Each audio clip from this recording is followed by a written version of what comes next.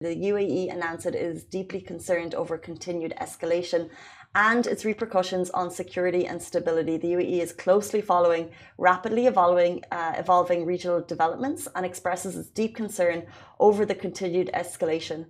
This follows an Israeli attack on Beirut, which reportedly killed a Hezbollah commander. The UAE stresses the importance of exercising utmost self-restraint and judgment to mitigate tasks and prevent expanding the scale of conflict.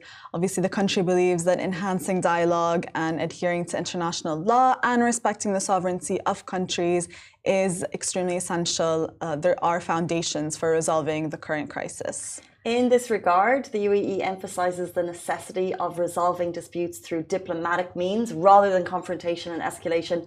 And we can just only hope that nearby countries follow suit. We follow the country's line that we hope for a secure and stable region. Flights to Beirut have been they're on a temporary pause, transit flights in and out of the country for a day. And as always, we'll try and monitor this situation, this rapidly evolving situation, as much as we can.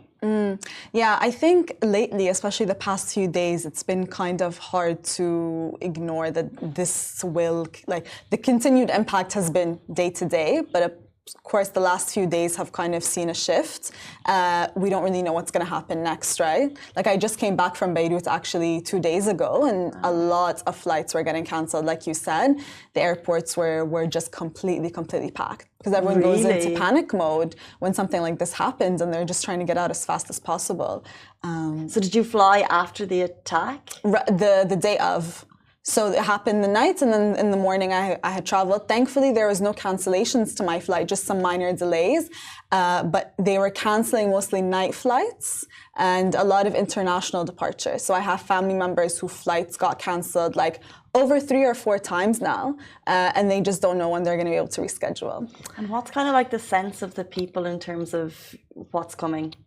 You know, I think for locals living there, this isn't necessarily something new to them, but it is still scary because you just don't know what's coming. And at any day, something could happen.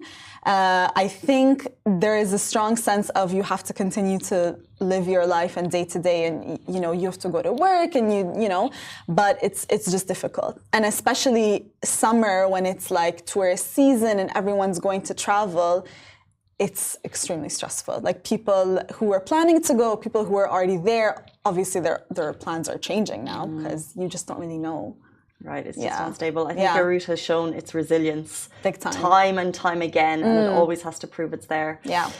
Our thoughts and prayers are with the people of Beirut in this scary time, and with the region and the world. Let's jump in.